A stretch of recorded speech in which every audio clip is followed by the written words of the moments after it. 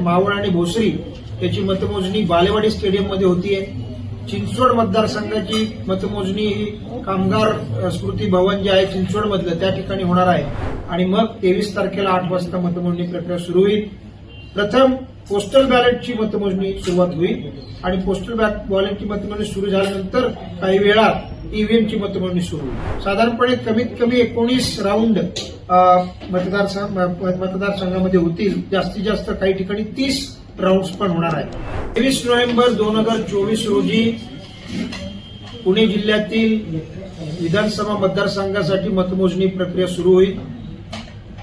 पुण्यामध्ये 8 शहरी ज्या कॉन्स्टिट्युएन्सीज आहेत त्याची मतमोजणी ही एफसीआय गोडाऊन कोरेगाव पार्क येथे सुरू होणार आहे। 2 ज्या पार्लमेंटरी कॉन्स्टिट्युएन्सी आहेत मावळ आणि भोसरी याची मतमोजणी बालेवाडी स्टेडियममध्ये होतीये।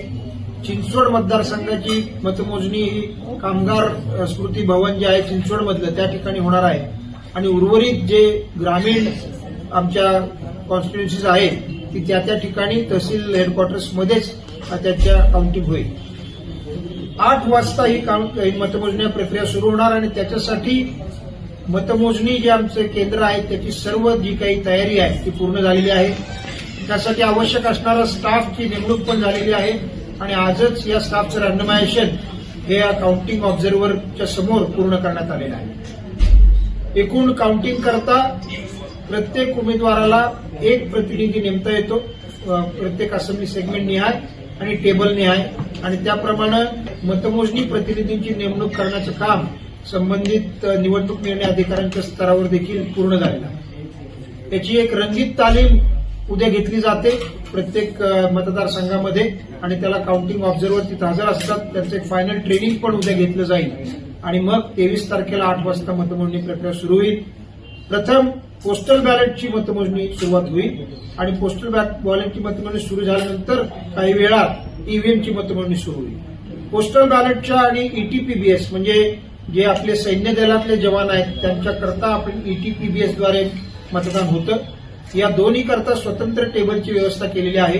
साधारणपणे पोस्टल बॅलेट 300 पोस्टल बॅलेटच्या 300 ते 400 पोस्टल बॅलेट करता एक टेबल अशा प्रमाणे पोस्टल बॅलेटच्या संख्येनुसार प्रत्येक मतदारसंघामध्ये टेबलची व्यवस्था केलेली आहे।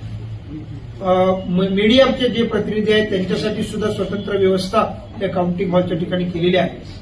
काउंटिंग पूर्ण झाल्यानंतर किंवा आता सुद्धा मतदान प्रक्रिया पूर्ण झाल्यानंतर या काउंटिंग हॉलमध्येच शेजारीच स्ट्रॉंग रूम्स आहेत आणि त्या स्ट्रॉंग रूममध्ये आता ईव्हीएम ठेवल्या गेल्या आहेत। स्ट्रॉंग रूमच्या बाबतीमध्ये इलेक्शन कमिशनने ज्या गाईडलाईन दिलेल्या आहेत त्याप्रमाणे स्ट्रॉंग रूमची रचना केलेली असते।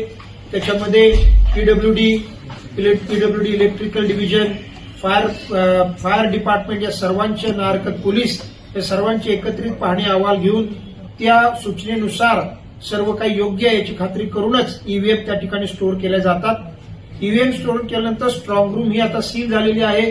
त्याच्यासाठी उमेदवारांचे प्रतिनिधी आणि संबंधित निवडणूक ऑब्झर्व्हर पण उपस्थित होते।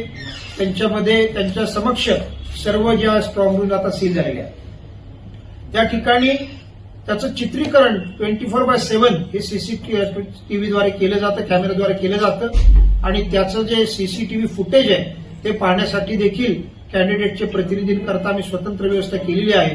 त्या ठिकाणी 24 तास ते जे काही तिथे ते नेमू शकतात प्रतिनिधी आणि ते सीसीटीव्ही कव्हरेज पाहू शकतात। एकूण या सर्व निवडणुकीच्या मतमोजणी करता पुणे शहरामध्ये आणि इतर देखील बाहेर म्हणजे मतमोजणी केंद्राच्या बाहेर पार्किंगची व्यवस्था केलेली आहे। पब्लिक ऍड्रेस सिस्टीमची पण व्यवस्था केलेली आहे जेणेकरून बाहेर सुद्धा मतमोजणी केंद्राच्या बाहेर जे काही निकाल आहेत राऊंड वाईज निकाल ते आम्ही निश्चितपणे जाहीर करू जेणेकरून नागरिकांना देखील राऊंड निहाय निकाल कळतील।